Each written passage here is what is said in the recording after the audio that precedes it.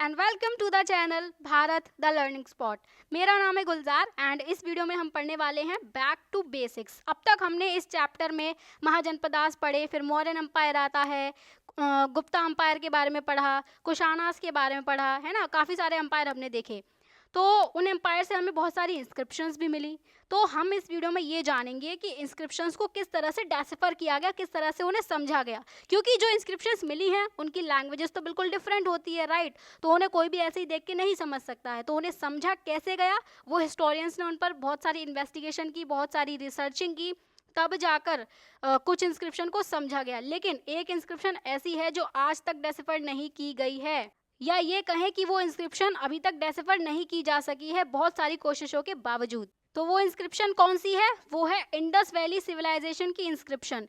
हमने देखा था ना, इंडस वैली सिविलाइजेशन में हमें कुछ सील्स मिली, यहाँ पर एक एनिमल बना होता था, है ना, और यहाँ पर ऊपर कुछ स्क्रिप्ट लिखी होती थी। तो इस स्क्रिप्ट को अभी तक हिस्टोरियंस नहीं समझ पाए हैं कि इस पर लिखा क्या है। ये हमने पढ़ा भी था उस चैप्टर में कि अगर हमने इस स्क्रिप्ट को समझ लिया तो इंडस वैली सिविलाइजेशन की बहुत सारी हिस्ट्री हमें पता चल सकती है जो आज के टाइम पर हम नहीं जानते हैं, राइट। तो फिलहाल हम वो देखते हैं जिन इंस्क्रिप्शन को हिस्टोरियंस ने डेसिफर कर लिया है, ठीक है।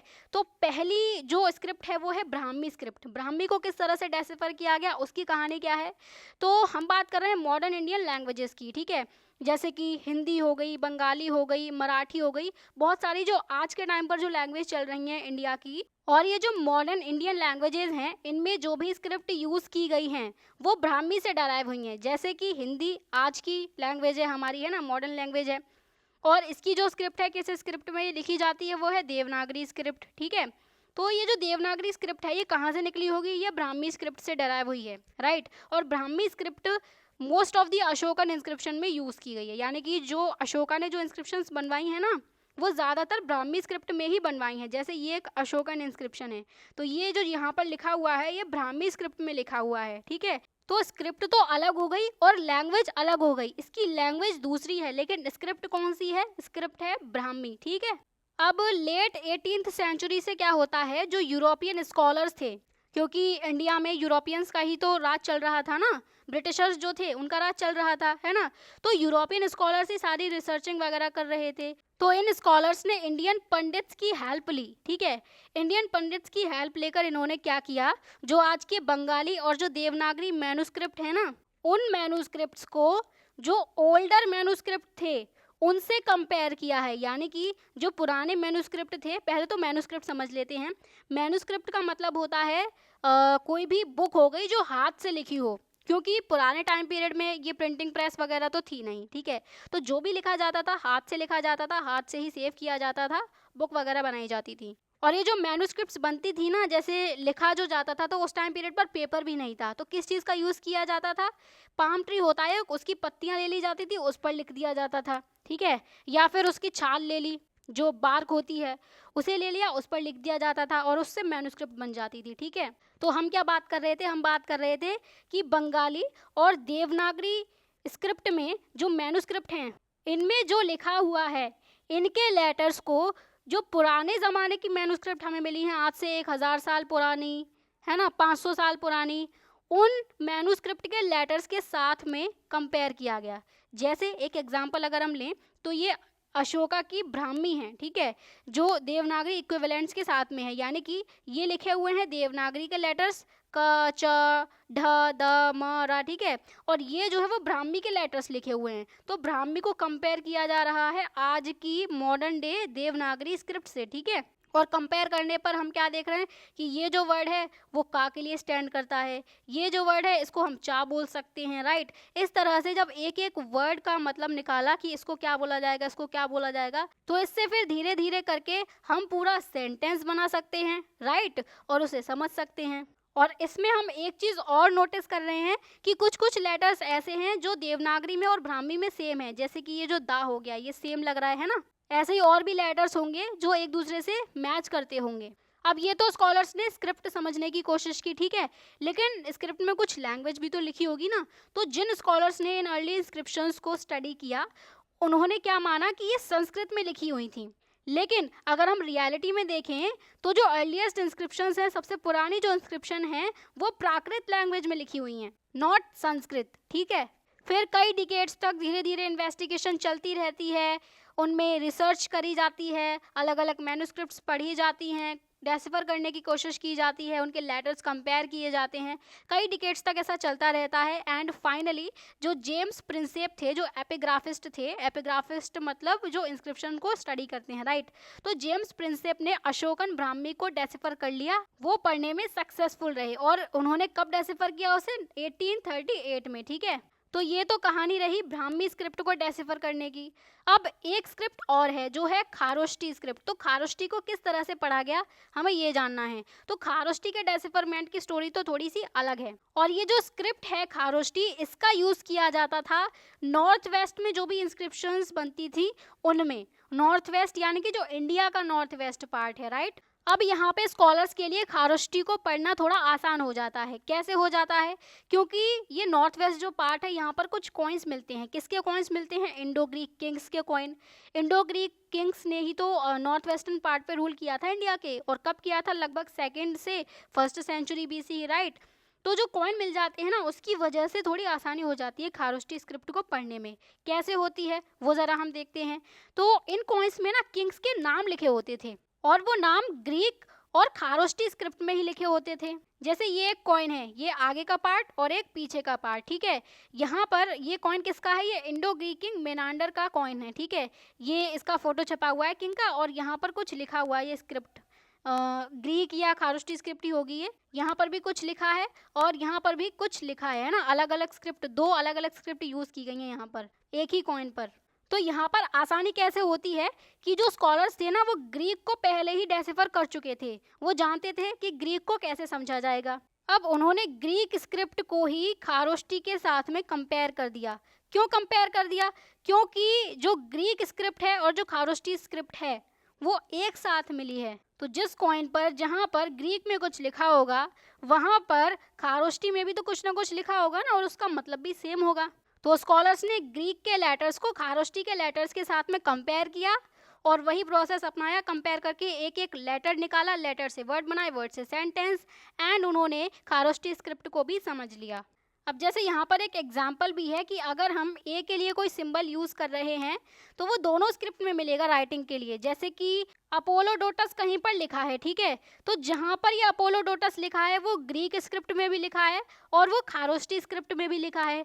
तो ग्रीक में जिस तरह से लिखा होगा अपोलोडोटस और खारोष्टी में जिस तरह से लिखा होगा, उन दोनों के लेटर्स को कंपेयर कर लेंगे और उससे हमें पता चल जाएगा कि उस कॉइन पर या किसी इंस्क्रिप्शन पर क्या लिखा हुआ है खारोष्टी स्क्रिप्ट में, राइट।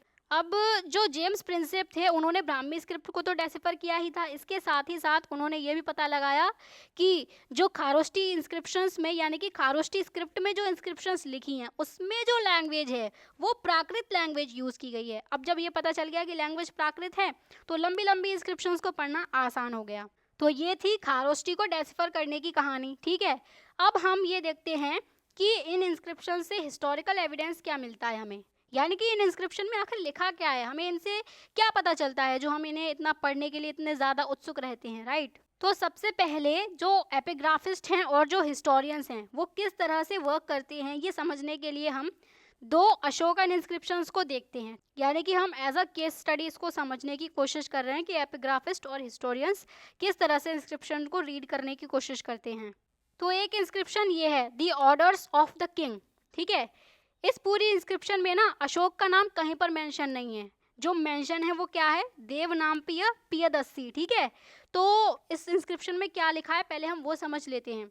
तो पास्ट में क्या होता है कि कोई भी अरेंजमेंट नहीं थे अफेयर्स को डिस्पोज करने के लिए, यानी कि जो स्टेट है उसके आसपास में क्या चल रहा है, इकोनॉमी किस तरह से चल रही है, पॉलिटिक्स किस तरह से चल रही है, इसके लिए कोई भी अरेंजमेंट नहीं है। और ना ही रेगुलर रिपोर्ट्स रिसीव करने के लिए कोई अरेंजमेंट था पास्ट में, ये अशोक बोल रहा है। रेगुलर रिपोर्ट यानी कि जैसे कोई सबॉर्डिनेट है किंग का, वो पूरे मार्केट में घूम रहा है और वहाँ से कुछ न्यूज़ लेकर आ रहा है कि इकोनॉमी किस तरह से चल रही है, पॉलिटिक्स किस तरह से चल रही है, और वो रिपोर्ट करेगा किंग को आकर, ठीक है। तो इस तरह का कोई भी अरेंजमेंट पास्ट में नहीं था, यानी कि अशोक से पहले के जो भी रूलर थे उनके टाइम पीरियड में ऐसा कोई अरेंजमेंट नहीं था। फिर अशोक आगे बोलते हैं कि I have made the following, यानी कि अशोक ने क्या किया, इन रेगुलर रिपोर्ट को रिसीव करने की अरेंजमेंट की। ठीक है, तो कौन रिपोर्ट करता था अशोक को? पतिवेदाकास होते थे, वो अशोक को रिपोर्ट करते थे about the affairs of the people at all times. ठीक है, मतलब लोगों के बीच में क्या चल रहा है सारी जानकारी लाकर सीधे राजा को दी जाती थी किसी भी वक्त और कहीं पर भी। ठीक है, चाहे वो खाना खा रहा हो, चाहे वो इनर अपार्टमेंट में हो, चाहे बेडरूम में हो, चाहे काव पेन में हो। काव पेन मतलब जो गौशाला होती है जहाँ पर गायों को पाला जाता है, वो वाली जगह। तो वहाँ पर भी जो पतिवेदाका है वो रिपोर्ट करेगा किंग को। ठीक है, या फिर अगर वो कैरी किए जा रहे हों पॉसिबली एक पैलनक्विन में, यानी कि एक पालकी में अगर उनको बैठाकर ले जाया जा रहा हो एक जगह से दूसरी जगह, या फिर अगर किंग गार्डन में हो, तब भी पतिवेदाका को किंग को रिपोर्ट करना होता था, चाहे कोई भी बात हो। ठीक है, फिर ये आगे बोलते हैं कि I will dispose of the affairs of the people everywhere, यानी कि ये कहीं पर भी हो, ये जो जितनी भी जगह बताई गई हैं इनमें से कहीं पर भी हो, ये वहाँ पर ही जो सॉल्यूशन है, जो भी चीज़ें हैं, ये उसको डिस्पोज करेंगे। ठीक है, तो इस इंस्क्रिप्शन में हमने क्या देखा कि अशोक का खुद का नाम यहाँ पर मेंशन नहीं किया गया है। यहाँ पर क्या मेंशन किया गया है? जो टाइटल्स उसने अडॉप्ट किए हैं, जैसे कि देवनामप्रिय और प्रियदर्शी। देवनामप्रिय मतलब बिलव्ड ऑफ द गॉड्स, यानी कि भगवानों का बहुत प्यारा इंसान है ना, वो देवनामप्रिय हो गया। प्रियदर्शी यानी कि प्लेजेंट टू बिहोल्ड, यानी कि देखने में बहुत ज़्यादा सुंदर। तो ये जो टाइटल्स थे ये इन इंस्क्रिप्शंस में यूज़ किए गए हैं, लेकिन जो अशोक का नाम है ना वो भी कुछ इंस्क्रिप्शंस में यूज़ किया गया है, और उन इंस्क्रिप्शंस में ये वाले टाइटल्स भी हैं, ये जो देवनामप्रिय और जो प्रियदर्शी है ना, ये टाइटल्स भी हैं, और अशोक का नाम भी मेंशन्ड है एक ही साथ में, जिससे हमें पता चल जाता है कि देवनामप्रिय और प्रियदर्शी अशोक के ही टाइटल थे, और ये जो इंस्क्रिप्शन अभी हमने देखी ये अशोक की ही इंस्क्रिप्शन थी। ठीक है, तो कई सारी इंस्क्रिप्शन को एग्जामिन करने के बाद, उन्हें पढ़ने के बाद क्या पता चलता है हिस्टोरियंस को कि इनमें कंटेंट सेम है, इनकी स्टाइल भी सेम है, इनकी लैंग्वेज भी सेम है, और इनकी पैलियोग्राफी भी सेम है। पैलियोग्राफी का मतलब क्या होता है? पैलियोग्राफी होती है जो भी एंशियंट राइटिंग सिस्टम्स हैं उनकी स्टडी करना और उन्हें डेसिफर करना, उन्हें समझना। ठीक है, वो होती है पैलियोग्राफी। जैसे अभी जो हमने इंस्क्रिप्शन देखी थी वो तो किसी और लैंग्वेज में, किसी और स्क्रिप्ट में लिखी होगी ना, तो उसकी स्टडी की गई, उसे डेसिफर किया गया, उसे ही बोला गया पैलियोग्राफी। तो पैलियोग्राफी में भी सारे इंस्क्रिप्शन सेम हैं। ठीक है, तो इस सबसे एपिग्राफिस्ट ने क्या कंक्लूड किया कि इन सभी इंस्क्रिप्शन को सेम रूलर ने ही इशू किया है। और हमने एक बात और नोटिस की उस इंस्क्रिप्शन में कि अशोक ये क्लेम कर रहा है कि इससे पहले वाले जो रूलर थे, अशोक से पहले के जितने भी रूलर्स होंगे, उनके पास में रिपोर्ट्स रिसीव करने की कोई अरेंजमेंट नहीं थी। लेकिन अगर हम इस बारे में सोचते हैं कि अशोक से पहले जितने भी पॉलिटिकल हिस्ट्री रही है हमारे इंडियन सब कॉन्टिनेंट की, तो क्या ये स्टेटमेंट ट्रू है कि किसी के पास में रिपोर्ट रिसीव करने की अरेंजमेंट नहीं थी? क्या ऐसा पॉसिबल है? हमने महाजनपदास पढ़े थे, राइट? महाजनपदास में धीरे धीरे मगध पावरफुल हो जाता है, फिर वहाँ पर मौर्यन एम्पायर इमर्ज होने लगता है। ठीक है, तो कई सारे रूलर्स आते हैं अलग अलग, महाजनपदास में अलग अलग रूलर्स हैं। मौर्यन एम्पायर में भी चंद्रगुप्त मौर्य, उसके बाद बिंदुसार, उसके बाद अशोक आता है। तो क्या अशोक से पहले बिंदुसार या चंद्रगुप्त मौर्य के पास में ये रिपोर्ट रिसीव करने का कोई भी अरेंजमेंट नहीं होगा? आई डोंट थिंक सो कि ऐसा कुछ था, क्योंकि चंद्रगुप्त मौर्य के गुरु थे चाणक्य। ठीक है, और चाणक्य ने ही चंद्रगुप्त मौर्य को राजा बनाया था, और इन्होंने हर एक चीज सिस्टमेटिक बनाकर रखी थी। पॉलिटी कैसी होनी चाहिए, टैक्स सिस्टम कैसा होना चाहिए, राजा को कब क्या करना है, कैसे रहना है, सब कुछ सिस्टमेटिक था। तो क्या कोई रिपोर्टिंग सिस्टम नहीं बना पाएंगे क्या? ये तो ऐसा नहीं था। बट अशोक महाराज ये मानते हैं कि यही रिपोर्टिंग सिस्टम लेकर आए हैं, इनसे पहले कोई रिपोर्टिंग सिस्टम नहीं था। तो ये बात तो अशोक ने बोल दी कि रिपोर्टिंग सिस्टम नहीं था, लेकिन क्या ये ट्रू है, इसका पता लगाने के लिए हिस्टोरियंस क्या करते हैं, कॉन्स्टेंटली इन स्टेटमेंट्स को एसेस करते रहते हैं, उनको पढ़ते रहते हैं, अलग अलग जगह से उनको क्लैरिफाई करते रहते हैं, ताकि वो ये पता लगा सकें कि जो भी इंस्क्रिप्शन में कहा गया है वो ट्रू है या प्लॉजिबल है। प्लॉजिबल यानी कि एक्सेप्टेबल हो, ठीक है, मतलब सच हो, या फिर सिर्फ वो एग्जेगरेशंस हैं। एग्जेगरेशंस यानी कि अगर कोई चीज़ अच्छी है तो उसे बहुत ज़्यादा अच्छी बताना, और अगर कोई चीज़ बुरी है तो उसे बहुत ज़्यादा बुरा करके बताना, वो होता है एग्जेगरेशंस। तो सच का पता लगाने के लिए हिस्टोरियंस को बहुत ज़्यादा मेहनत करनी पड़ती है। अब हमने जो इंस्क्रिप्शन पढ़ी थी, हमने उसमें देखा था कि ब्रैकेट्स में कुछ वर्ड्स लिखे हुए थे। जैसे अगर हम देखें तो यहाँ पर देखो, ये यहाँ पर ब्रैकेट में अरेंजमेंट लिखा हुआ है फॉलोइंग के आगे, राइट? यहाँ पर पॉसिबली इन पैलनक्विन लिखा हुआ है। ये क्यों लिखे जाते हैं? ब्रैकेट में क्यों लिखे गए हैं ये वर्ड? ये इसीलिए लिखे गए हैं ताकि जो रियल मीनिंग है ना, जो भी किंग ने जो भी लिखवाया है, जिसने इसको लिखा है, उसकी रियल मीनिंग चेंज ना हो। क्योंकि जब ट्रांसलेशन किया जाता है तो एक लैंग्वेज में वो बात कुछ और होती है और दूसरी लैंग्वेज में जब उसे ट्रांसलेट किया जाता है तो उसका मतलब कुछ और ही समझ में आता है, ठीक है। तो मीनिंग चेंज ना हो इसीलिए ये ब्रैकेट में वर्ड्स लिखे जाते हैं। इसी के साथ में हिस्टोरियंस को कुछ और असेसमेंट्स भी करने होते हैं। जैसे अगर कोई किंग का ऑर्डर है, ठीक है, और उस ऑर्डर को किसी नेचुरल रॉक पर लिखवाया गया है सिटीज़ के पास में, ठीक है, या फिर कम्युनिकेशन का कोई रूट है, उस रूट में वो ऑर्डर लिखवा दिया गया है, तो क्या जो पासर्स बाय हैं, यानी कि जो वहाँ से गुजरेंगे, वो उन ऑर्डर्स को पढ़ने के लिए रुकेंगे वहाँ पर? ये क्वेश्चन रहता है हमारे सामने। तो जो पढ़ने के लिए अगर रुकेगा भी और जो पढ़ेगा वो वही तो पढ़ पाएगा ना जो लिटरेट होगा। जो इलिटरेट है वो तो नहीं पढ़ पाएगा उसे, और ना ही वो रुकेगा, या रुका भी तो पढ़ ही नहीं पाएगा, राइट। तो मोस्ट पीपल प्रोबेबली लिटरेट थे ही नहीं, पढ़े लिखे थे ही नहीं, तो वो कैसे पढ़ते उन्हें।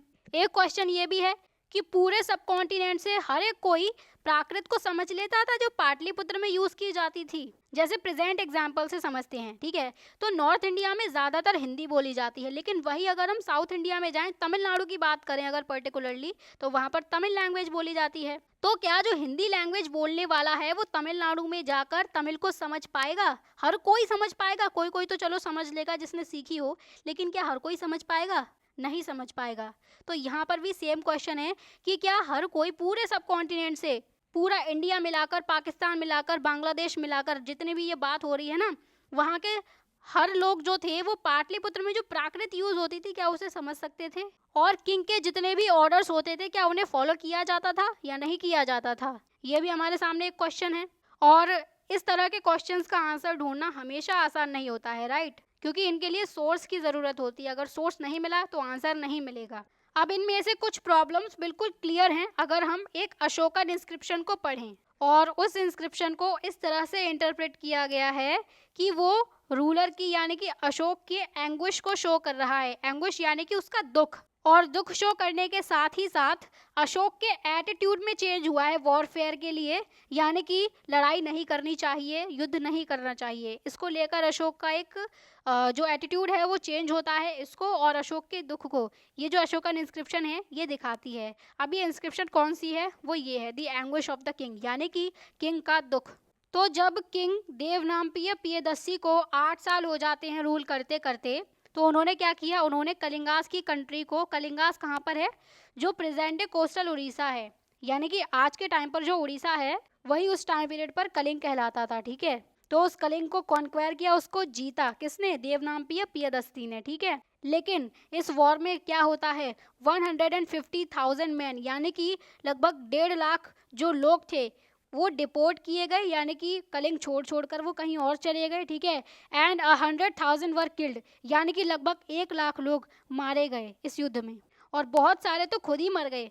मतलब हो जाती है ना कि खाने की कमी हो जाती है, भुखमरी से मर जाते हैं, पानी की कमी हो गई उससे मर गए।